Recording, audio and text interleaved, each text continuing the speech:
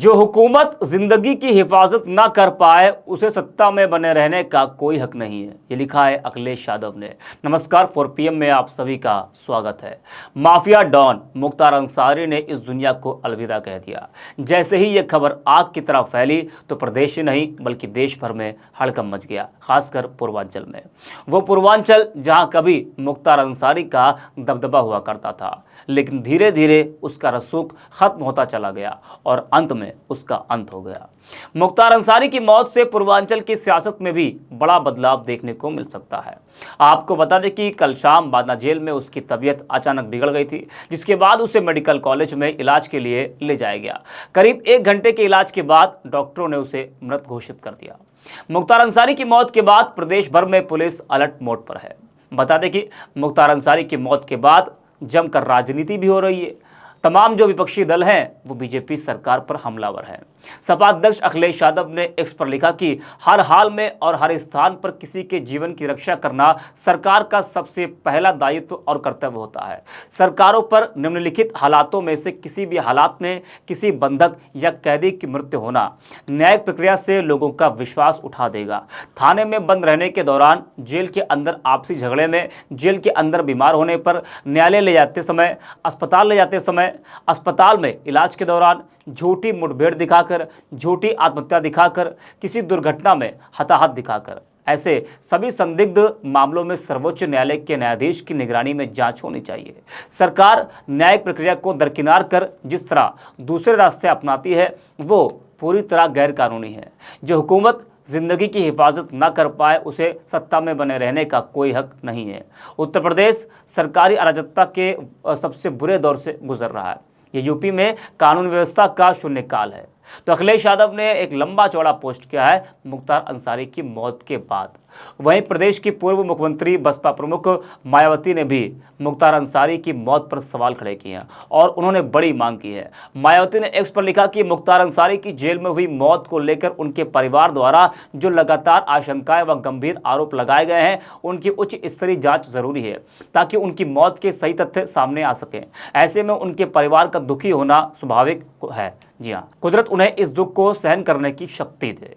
तो जिस तरह से मुख्तार अंसारी की मौत हुई है उसको लेकर मायावती ने ये पोस्ट किया है और मुख्तार अंसारी और उसके परिवार ने स्लो पॉइजन देने का आरोप जिस तरीके से लगाया था उसको लेकर मायावती ने कहा कि इस पूरे मामले की सही से जांच होनी चाहिए ताकि सच सामने आ सके। मायावती के इस पोस्ट के कई सियासी मायने भी निकाले जा रहे हैं। कोई कह रहा है कि लोकसभा चुनाव को देखते हुए मायावती मुस्लिम वोट बैंक को अपने पाले में करने का प्रयास कर रही हैं और नाराज अंसारी परिवार को मायावती ये बताना चाहती हैं कि जो बसपा है वो आज भी अंसारी परिवार के साथ खड़ी है। जी हाँ, वहीं आपको बता दें कि मुख्तार की मौत पर समाजवादी पार्टी की तरफ से भी एक पर पोस्ट किया गया है। सपा ने लिखा कि पूर्व विधायक श्री मुख्तार अंसारी जी का इंतकाल दुखद, ईश्वर उनकी आत्मा को शांति दे, शोकाकुल परिजनों को यह असीम दुख सहने का संबल प्राप्त हो, विनम्र श्रद्धांजलि। तो तमाम विपक्षी दलों ने मुख्तार अंसारी की मौत पर दुख जताया है। मुख्तार की मौत से कई शहरों में धारा 144 लागू कर दी गई है। पूर्वांचल के कई शहरों में सुरक्षा व्यवस्था भी बढ़ा दी गई है। बता दें कि परिवार वाले और खुद मुख्तार अंसारी ने पहले दावा किया था कि उसे स्लो पॉइजन देने का काम हो रहा है। यहाँ तक कहा गया था कि उसके खाने में जहरीला पदार्थ भी दिया जा रहा था। ये बात मुख्तार अंसारी के वकील ने भी कही थी, लेकिन जेल प्रशासन ने पहले ही उन दावों को खारिज कर दिया था। जोर देकर तब कहा गया था कि जो खाना अंसारी को दिया जा रहा था वो खाना बांदा जेल के दूसरे कैदी भी खाते थे, वो खाना पुलिस के अधिकारी भी खाते थे। ऐसे में खाने में कुछ भी मिलाकर नहीं दिया जा रहा था। वहीं अगर देर रात की बात करें तो बताया जा रहा है कि मुख्तार अंसारी ने रोजा रखा हुआ था। वो रोज शाम को रोजा खोलता था, लेकिन कल शाम को उसकी तबीयत अचानक बिगड़ गई, उसे उल्टी हुई और वो बेहोश भी हो गया। डॉक्टरों को पता चल गया था कि ये एक मेजर हार्ट अटैक है। ऐसे में तुरंत उसे मेडिकल कॉलेज भेज दिया गया, लेकिन डॉक्टरों के तमाम प्रयासों के बावजूद भी उसे बचाया नहीं जा सका। बता दें कि मुख्तार अंसारी के खिलाफ 61 केस दर्ज हैं। इनमें हत्या के प्रयास, अपहरण, धोखाधड़ी, गुंडा act, arms act, gangster act, CLA act से लेकर NSA तक शामिल है। इनमें से उसे 8 मामलों में सजा हो चुकी थी और कई केस में मुख्तार को सजा हो चुकी थी। जी हाँ, एक ऐसा केस जिसमें मुख्तार अंसारी का नाम था, जिसने मुलायम सरकार तक हिला डाली थी।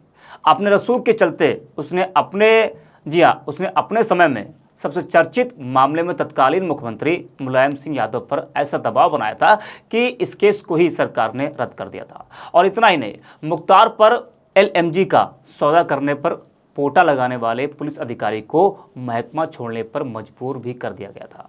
सोशल मीडिया पर भी अब जो तमाम लोग हैं वो मुख्तार अंसारी की मौत के बाद अपनी अपनी अलग अलग प्रतिक्रियाएं दे रहे हैं। रोशन कुमार लिखते हैं कि जो आदमी गरीबों, मजलूमों, शोषितों की ताकत और आवाज़ बनेगा उसे गुंडा और माफिया कह के नवाजा जाएगा। मुख्तार अंसारी गरीब, शोषित, वंचित समाज का मसीहा था। उनकी कहानियों को पढ़ो। दिव्य प्रकाश लिखते हैं कि अतीक और मुख्तार में जमीन आसमान का फर्क है। अतीक गुंडा था लेकिन मुख्तार अंसारी मसीहा था। किसी के पास फीस नहीं होती थी, इलाज के लिए पैसा गरीबों की शादी मुख्तार अंसारी का परिवार ही करवाता था। इससे भाजपा को कोई फायदा नहीं होगा बल्कि हार होगी कई जिलों में। मुख्तार मसीहा था। विजय लिखते हैं कि मुख्तार अंसारी माफिया नहीं, गरीबों, कमजोरों के मसीहा। जब भी सामंतवादी लोग गरीबों को प्रताड़ित करते थे तो मुख्तार अंसारी साथ खड़ा होता था। जी हाँ, तो तमाम लोग हैं, उनकी अलग अलग प्रतिक्रिया मुख्तार अंसारी की मौत के बाद देखने को मिल रही है। कोई भी हमदर्द अगर हमारे दुख में शामिल है तो वो या शोर शराबा या कोई धक्का मुक्की, अगर हमारे परिवार का कोई हमदर्द है जिसको दुख है, वो इस तरह की कोई बात नहीं करेगा। कोई तमाशा बनने आया हम उसकी नहीं कर सकते, पर जो भी हमारे घर का है, जो हमारे दुख में है, उसको हमारा दुख समझना होगा, अपना दुख मानना होगा। भाई प्लीज, नए लड़के हैं, समझाइए।